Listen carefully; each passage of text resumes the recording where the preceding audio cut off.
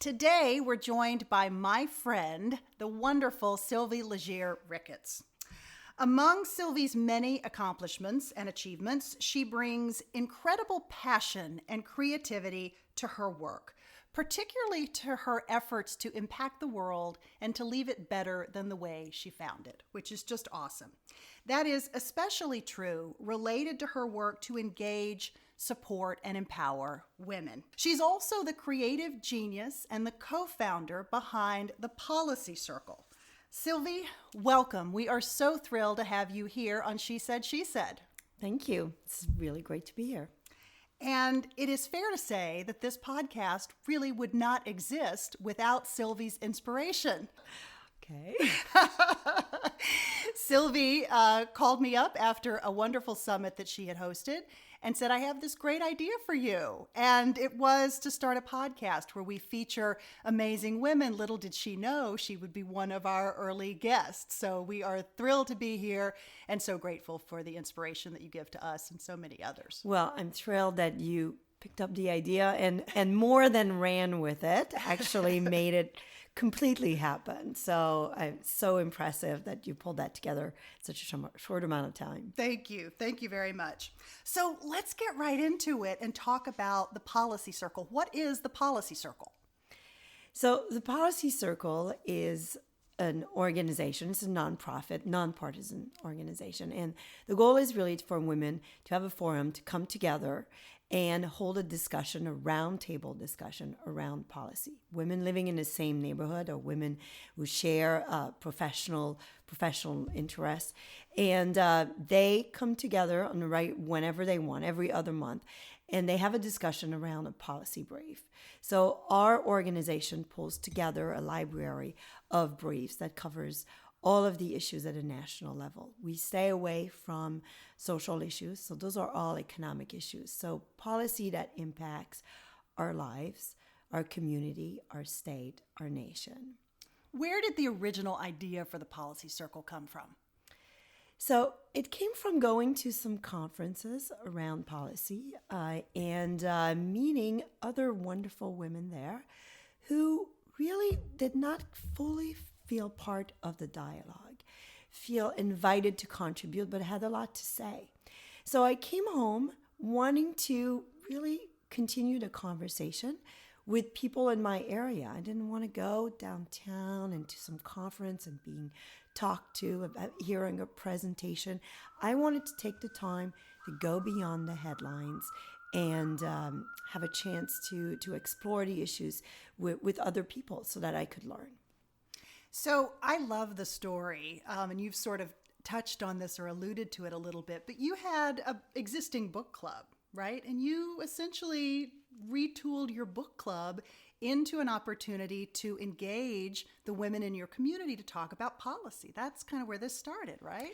So we were just 4 women who went to a conference downtown in Chicago and came home and said, I think there's other women who would be interested in hearing about poverty and hearing about solutions to do reform. So we decided to organize just a gathering and said we all came together. So people invited people. We ended up with about 15 or 20 people in the room, and we all sat in the living room. And this is where I had the idea of just going around because we didn't really have an agenda. And we just went around the room and everyone just shared why they were there and how they, with time, wearing many hats, they decided to just not partake in any kind of conversation that was around policy or politics. So we decided the next time we would meet, we said, well, let's talk about something. Let's pick a book. And that's why we picked the book Free to Choose by Milton and Rose Friedman. And it's also Rose Friedman was actually Milton Friedman's wife. She was an economist in her own right. And she was also very well known to engage in very deep discussion with her husband and other economists around policy issue. And that became kind of the name of our group, which we called ourselves the Rose Friedman Society. And in this first meeting, we spent literally 2.5 hours. First off, we had agreed that we would read only the first 4 chapters of the Free to Choose book, which makes it all manageable.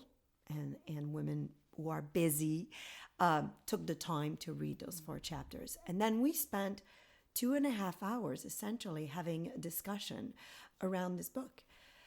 At that time, we were 25 women that came for that second meeting, and we all divided into 3 different groups. So this is where, the pieces of the policy circle started, smaller groups of 10, 6, 12. And then we each had individual discussions and then came back and shared what we had talked about. And that's also where we had discovered that each of these groups spoke about something very different. Each group had very different conversation about the same topic. How did you pick Free to Choose, right? Free to Choose was written in 1980, and this was just after Milton Friedman had won the Nobel Prize in 1976. But it's kind of amazing that the principles and the themes would still be timely, but clearly they were. They are, and actually it's a foundational book, I think, in our society that we forget to read about, just to understand our responsibility as citizens. Because when we live in a free society with freedoms comes the responsibility of being informed, of making informed decisions, and then also assuming the consequences of those decisions. Also, another key piece of this book is about just policy should not be good intentions, because there's always unintended consequences.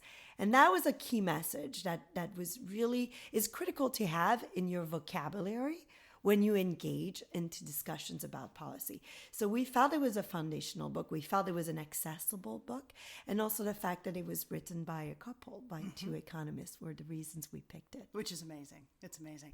So you've since evolved the curriculum, for lack of a better word, away from Free to Choose, although I'm sure you encourage folks to read that too. Yeah. But now you have a different curriculum. Talk about what folks typically discuss and how those materials come together. Right. So after we read the book, people were like, next time we meet, let's talk about the healthcare, right? And this was back in the days of Obamacare. And then so I started doing this incredible research on, all the articles that were out there. And that's when I realized I cannot do this. I am not qualified to cull through all these articles and research and assemble it in a way that is readable and in a way that we could do the discussion. So that's where we decided to actually bring on board a policy editor.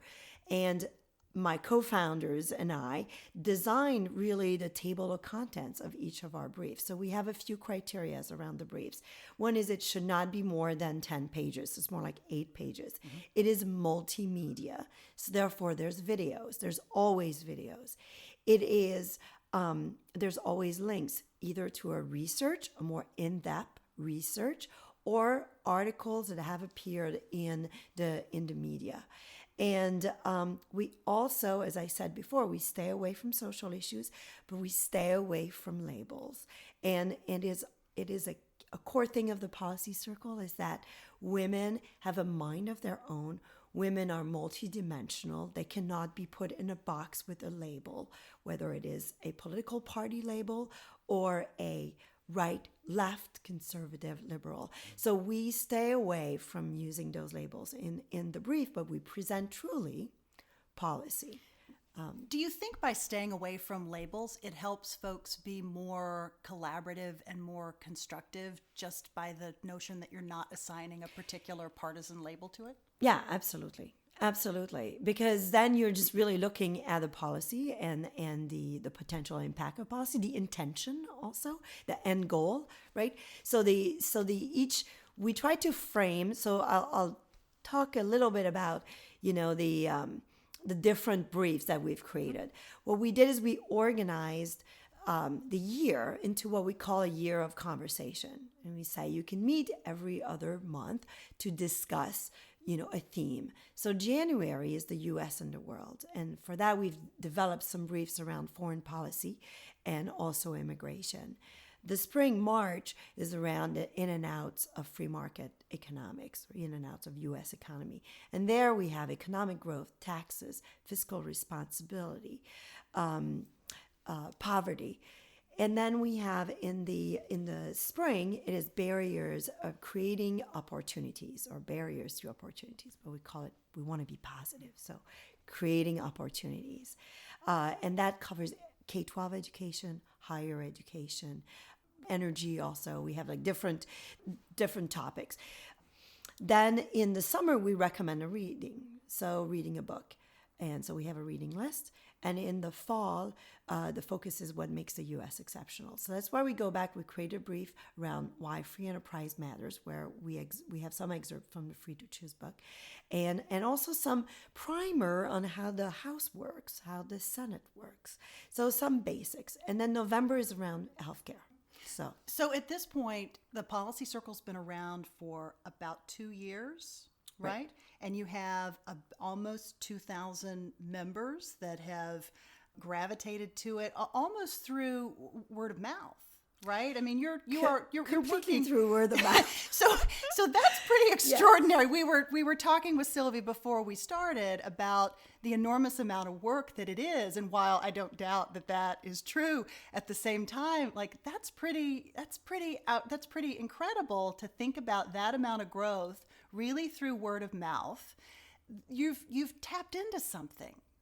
Why do you think this is resonating with women? And this is largely women, right? It is women. So you're not discouraging men necessarily, but it is a circle of women. We are focused on women, but our title, the name of our organization, is the Policy Circle. We didn't call it the Women's Circle, etc., because the vision, perhaps in the future, would be to have a policy circle of men and women. We did not want to be pigeonholed in women.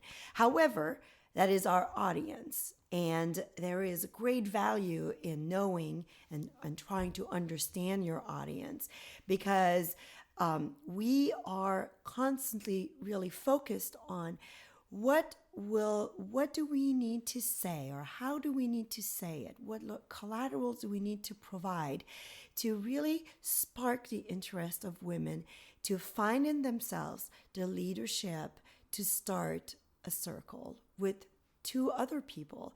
And the goal is for them to start a circle to just have a conversation about policy, not to do something about it, but to pause, to go beyond the headlines, and to really try to understand. You learn, I think people learn different ways, right? People learn by doing. They learn by being shown. They learn from expectation failures. But you also learn by asking questions. And that's called Socratic learning. And that's really the basis of the Policy Circle. And there's not a lot of opportunities for women to come together and just have a thoughtful discussion and ask questions to each other about policy issues, about what's going on in our community, in the state, in the nation. And that's the forum that the Policy Circle provides. And right now, there is a thirst out there for an ability to have a civil discourse on the issues and not become emotional. So I think that's why there's realtors. But clearly there are challenges associated with an effort like this. What are the biggest challenges you encounter?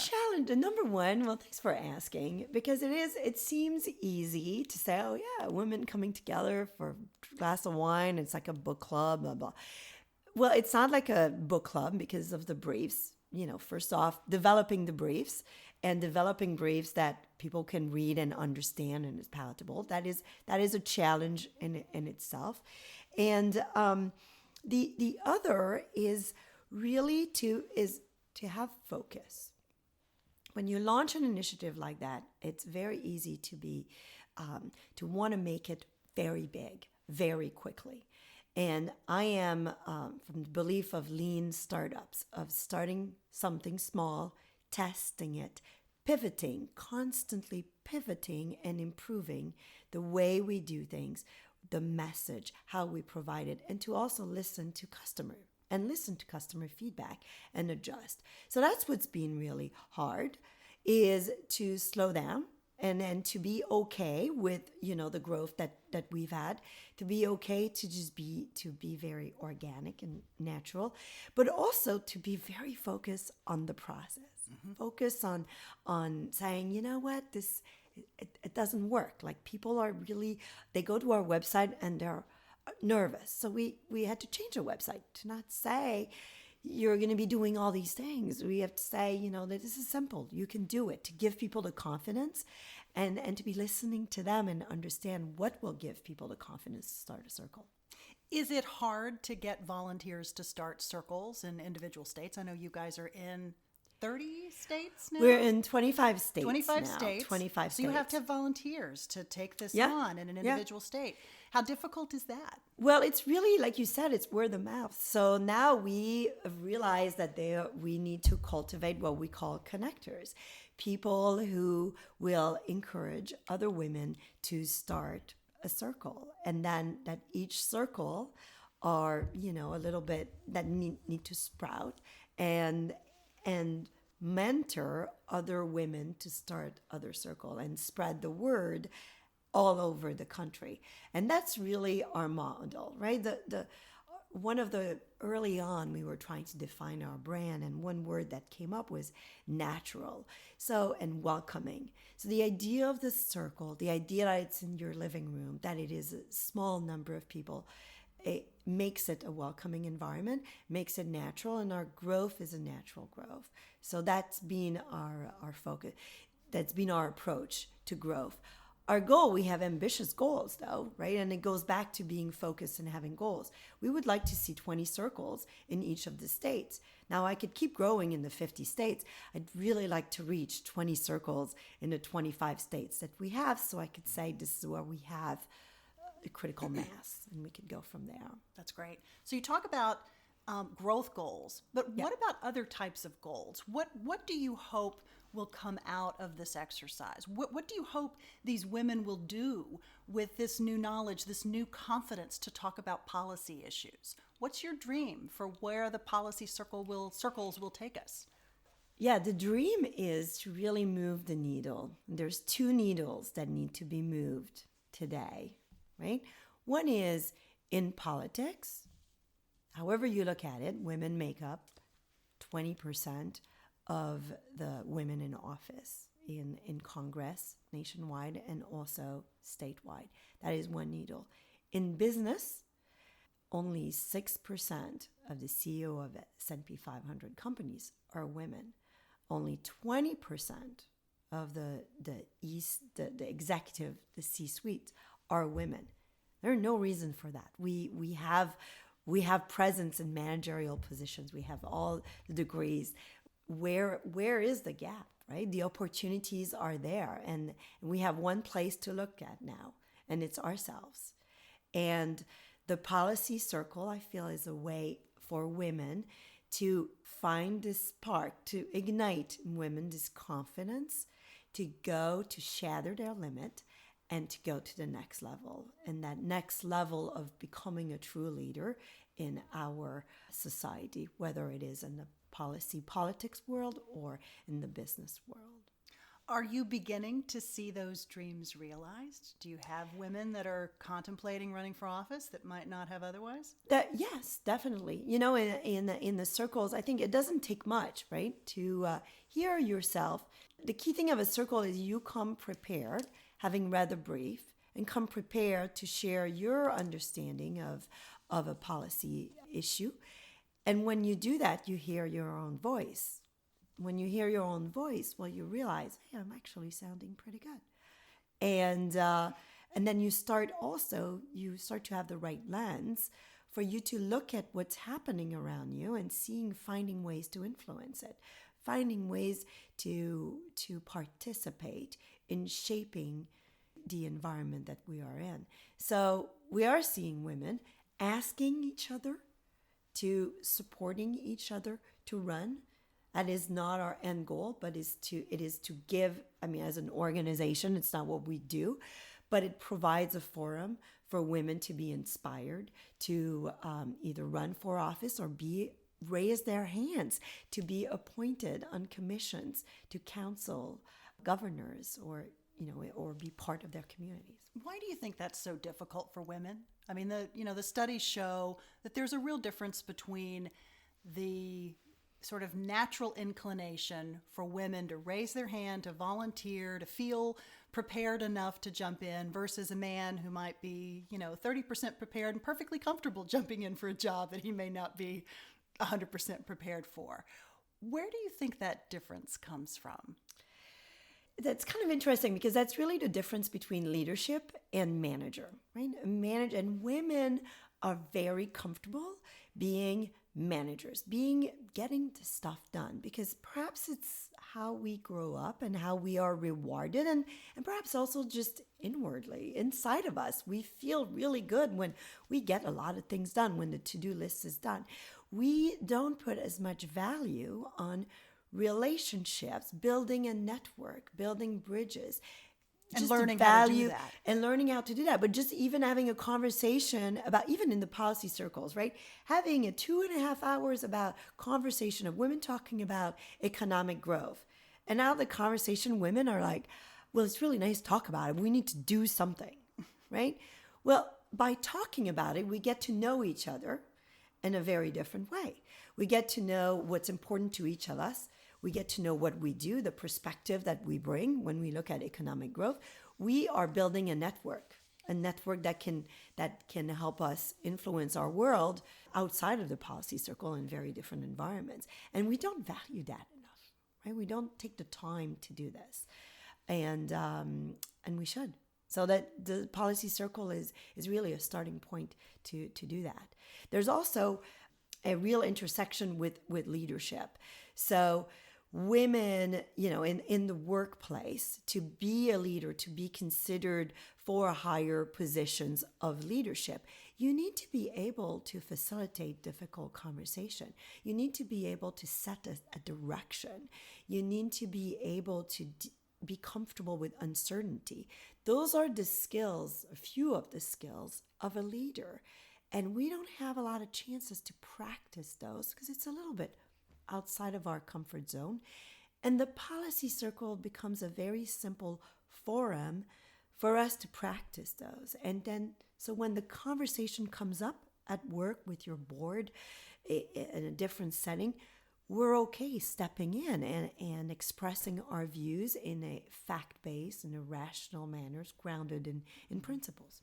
When you launched the policy circle, did you have a particular sort of age woman in mind, or are you looking at potential engagement with women as young as sort of high school and college age? Sort of what's the vision for kind of the sweet spot in terms of what you're looking for? What do you think's where the greatest impact comes from? So yeah, when we started with ourselves, myself. So, like 40s. I'm not going to say how old I am, but the 40s, right? Women, there's also, so that was kind of the original sweet spot. There was also another reason for that. And when you look at women and our evolution just in the community, when we start in our 20s, those are the selfish years where you're building the skills, you're building the relationship, you're building up your careers. The 30s may be where you have more of a family. Your focus is more on building your families. And the 40s and 50s is actually where you're looking at giving back and really you're ready from your life experience, professional and personal, you're ready to be a leader in your community.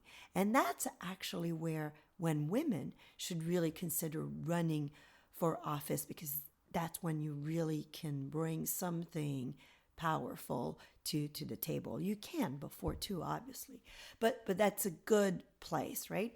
So I think the policy circle, though, as we presented and as our growth attests, is a model that's very appealing to young women who feel a little bit lost with everything that's going on, especially today, and want to have a forum to have an in-depth discussion. And we give that women a reason to have a serious conversation. Otherwise, when do you have those conversations?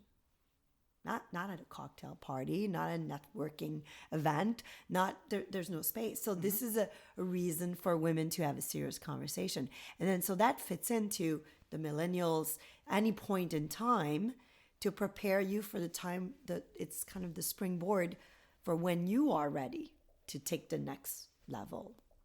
So, but when it comes to college and high school, I hesitate to go there because it's such a different environment. And, again, it goes back to growing an organization and being responsible for an organization. You need focus. You need to focus on your customers. And that's where I want to focus.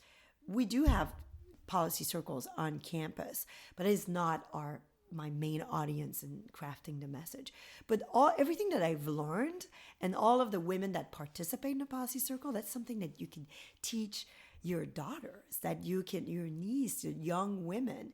Those are all skills that they could practice and that are invaluable, that really valuable. So, Sylvie, let's talk a little bit more about you, the person. You're French Canadian, right? That's right. You have this wonderful accent that I love. You studied computer science, right? And process improvement in college. You were into STEM before STEM was so cool. I was, right. Myself and Melinda Gates, we were like, Melinda Gates was also a graduate in computer science. And actually, I heard her speak, and she is the one who pointed out that when I was in computer science, this is late 80s, women made up 37% of the student body in computer science. And today, it is 17%. I know, it's terrible. So until I heard her say that, I was like, why? I don't understand why all these women are complaining about women in technology. I don't get it. All of my classmates were in technology.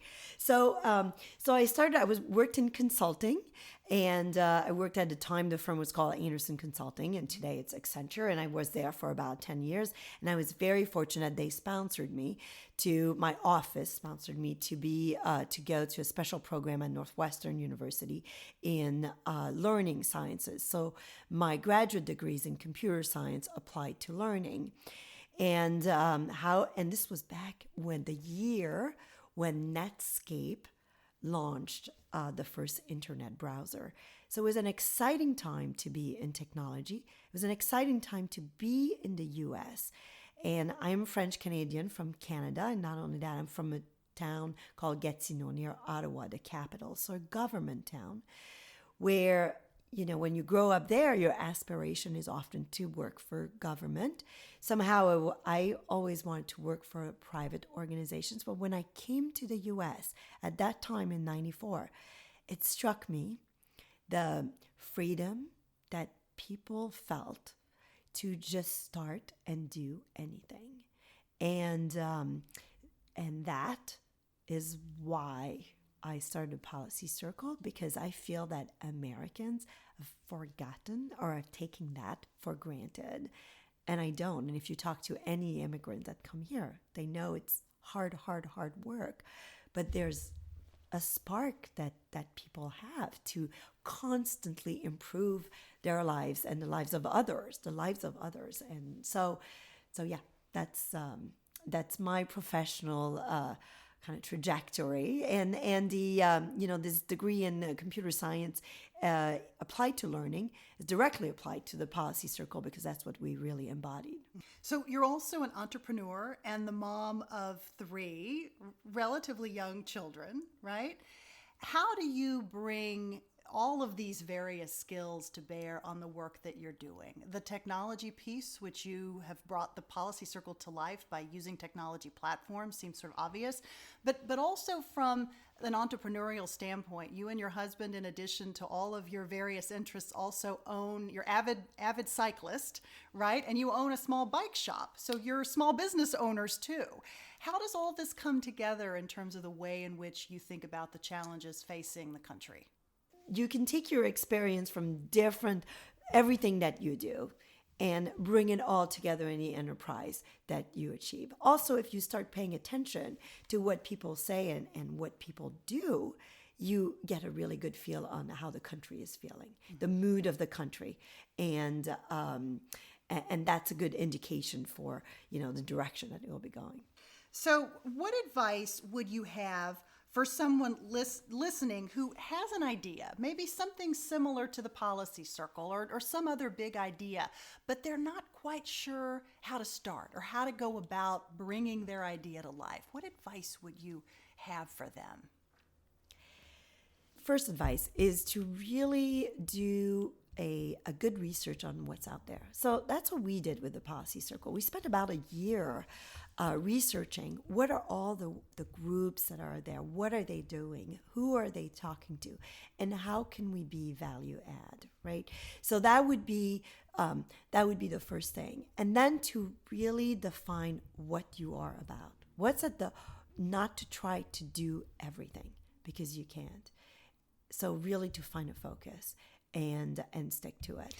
What about dealing with just downright fear? Right? It can be really scary to jump out there and start something new, so right? Scary. How do you don't seem to suffer from fear. So how do you overcome it? I suffer a lot from fear. I quite, that what is it, that syndrome, the imposter syndrome. Oh, yes. Right? The imposter, when all women, all women You have, hide right? it well. You hide it well. Well, the fear, I think you have to really decide if this is what you really believe in and if you have the skills to do it, right? Another venture that we didn't talk about that I did before, it was called Food Fitness. And the idea that we had, my business partner and I, were to create an app that would be really easy to use and engaging for people with intellectual disabilities to be in a world where they pretend, and through doing that, they will work out. They would move more. And the goal was to get them to move more without telling them do 20 sit-ups or run back and forth 50 times. So we created this app that people pretended to go to a baseball game. And every little phase of the baseball game was actually a reason to do different movements, but also a reason for engaging with the person doing that with you. So give me an example. So example, you're walking to the game and then you're doing, so the app would show you the streets of Wrigleyville and also show you a little exercise to do high marching, etc. And encouraging the person and their coach to have a conversation about what would they bring to the game, what would they, who are they with, etc. So you're engaging. And through doing that, I always start small, test it, see if it works, how people react. So we did this and we tested it with a lot of people. And it was pretty amazing how people with intellectual disabilities would be pretending to run the bases and running at the crack of the bat, running back and forth 35 times, being timed on it. And then we would ask feedback, right? We would ask feedback, and they had a lot to say. And that's where I realized that everybody has a voice, and everybody has a really good opinion and really good thought about what you do. And it's okay to ask for feedback. So going back to your original question about you're starting something new and you're afraid, you have to not be afraid of feedback and not be afraid of pivoting, taking that feedback and switching things around. And I think that experience with Food Fitness gave me that confidence, because I don't know anything at all about people with disabilities, and I had to listen. And that humbled me, but also gave me the confidence to say, hey, I'm onto something. I don't know anything about this field, but I created something of real value. And so I think that's what allows me to not be afraid. Because I can take feedback and I take it or leave it, but I always pivot. Fear sometimes can come from a place of, it can be scary to make a mistake.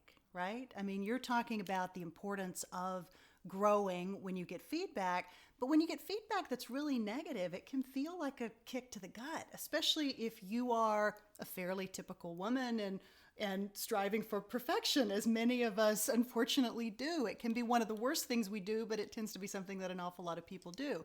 So when you have a setback, how do you make that pivot? How do you pick yourself up, especially if you're really disappointed? Something's just not worked out. right? Maybe it's not an all-out failure, but it's, it's a big setback.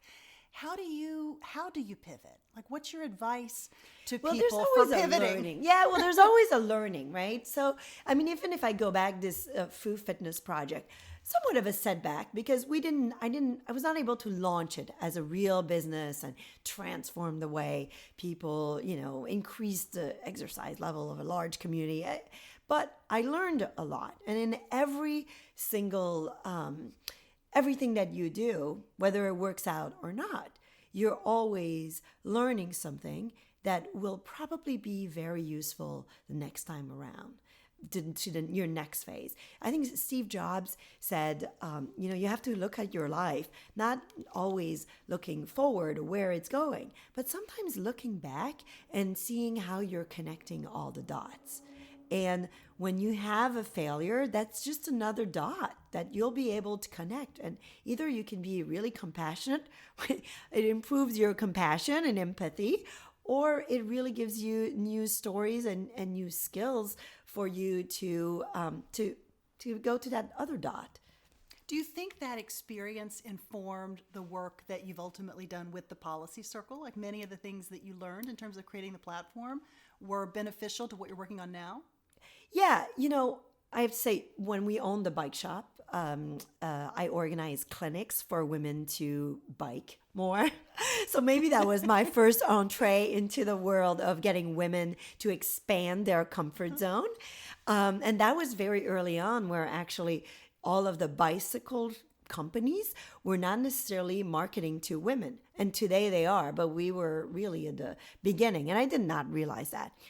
So that was a really good learning experience, and then with food fitness, this idea of just listening and everybody having a voice is a really critical part that I'm bringing to Policy Circle. And also food fitness, as I was preoccupied with getting people to exercise more, what they told me is like, you know what? It's really nice to get people to want people to exercise more, but what they want is a job. And however I met, we went to Misericordia, which is a very large campus in Chicago, and met with these women living in one of the houses. And the first thing when you meet them is that they tell you about their jobs. And people with all abilities can only get a job if someone has a really big heart and a willingness to give them a job. And we need to have an environment where job creators can really flourish. And that's really the very deep level down of why I want people to understand the impact of policy. Because I want a world where there's opportunities for everybody. So, Sylvie, we ask each of our guests to leave us with their favorite life hack or a piece of advice, something that has informed your journey, something that's really important to you, maybe something that you share with other people with some regularity. Can you think of maybe a life hack or a piece of advice that's sort of your favorite? So I have to say this because I hope that my kids will be listening to this. Google Sheets. Okay, I'm going to need you to expand on that a little. Google Yes, Sheets. Google Sheets. And, I've already said all the, inspiring stuff, so I got to throw something. Google Sheets. Because you need to think about your life and everything that you do and when you make decisions in a table. So my greatest life act is a decision matrix. So whenever in our family and even with my company, we have a hard decision to make, we create the list in a Google Sheet of all of the criteria that need to be considered. We have several columns that show what is the ranking of each of these criteria. And then when we have to decide between different things, different schools, different companies that you want to select to develop, or how you want to prioritize the order in which you're going to move forward, you need to assign a weight and a score to each of those. So you need to know how to sort. You need to know how to do the sum. You need to do how multiplication. So my advice is Google Sheets. I love it. I love it. Now, this is a level of insight. I hope that we don't extend this to what to have for dinner and where to go on vacation, but this may be. We do. Is that right? We totally I thought do. It might be. We do. Oh, Sylvie, thank you so much. It's so wonderful to have you. You can learn more about Sylvie and the Policy Circle by visiting our website at www.shesaidshesaidpodcast.com. There you'll find links to create your own policy circle. We'll be linking to the policy circle, as well as photos from the conversation today and much, much more. Sylvie, thank you again. It's so wonderful to have you here. Thank you, Laura, for being the lighthouse You're for all very these sweet. women out there who Thank inspire us. Thank you. Thank you. Thanks for listening, everyone.